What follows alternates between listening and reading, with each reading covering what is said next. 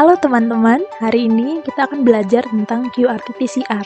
Secara khusus, kita akan membahas soal bagaimana sih cara optimasi gen target dan analisis ekspresi gen target tersebut dengan mesin qRT-PCR.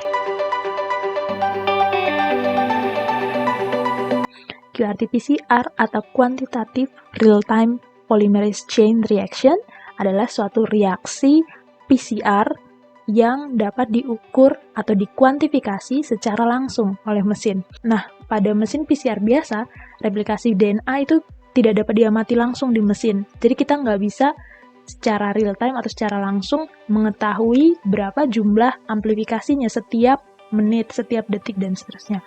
Tapi kalau dengan qRT-PCR, itu kita bisa mengetahui seberapa banyak amplikon yang terbentuk per siklusnya sejalan waktu.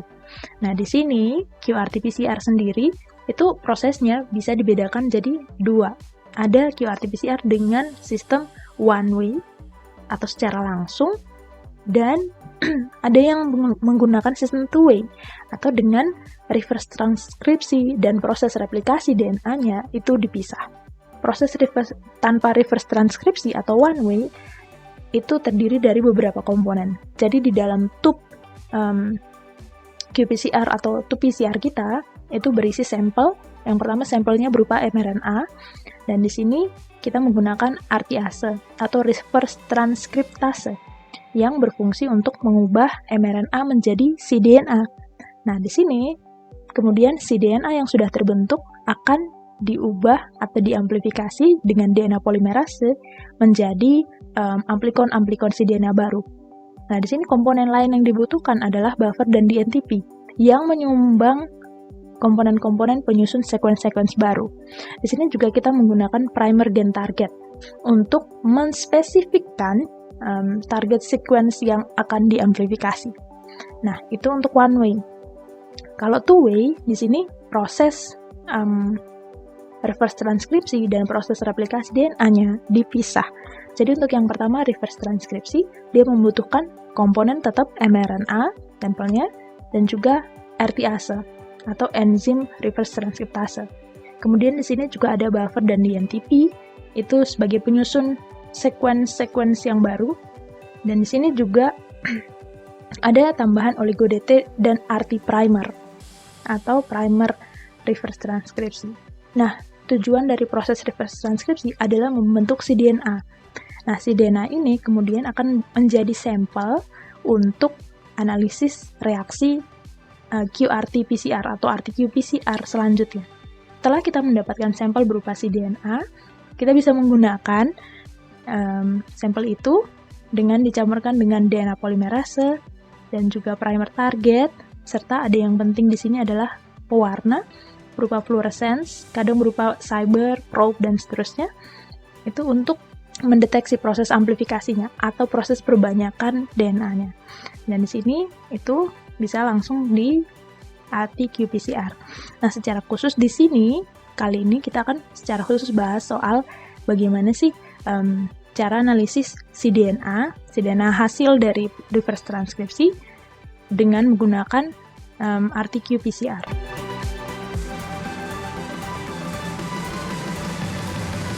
Di sini juga kita menggunakan primer gen target. Primer gen target itu apa sih?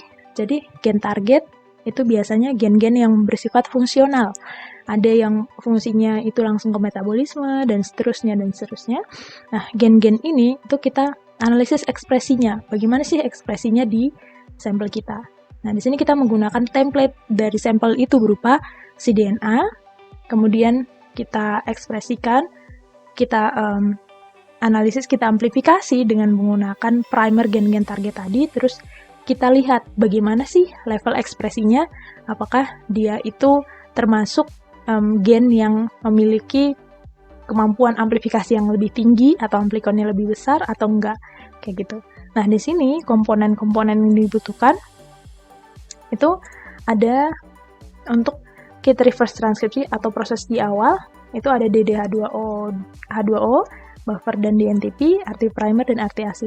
Untuk komponen kit reverse transkripsi sebenarnya sudah dijelaskan di video sebelumnya, yaitu video untuk sintesis DNA. Jadi kali ini kita akan secara lebih detail bahas soal kit untuk RT-qPCR. Nah, untuk RT-qPCR, selain kita punya sampel berupa cDNA hasil dari reverse transkripsi, kita juga punya ada komponen kit yang berisi air atau DDH2O steril, terus ada DNA polimerase untuk enzim amplifikasinya, terus ada buffer dan DNTP sebagai komponen penyusun sekuens baru, dan juga dye atau pewarna berupa fluorescence. Nah, di sini primer gen target yang mau kita gunakan itu biasanya terpisah. Jadi kita biasanya kita pesan sendiri atau kita desain sendiri.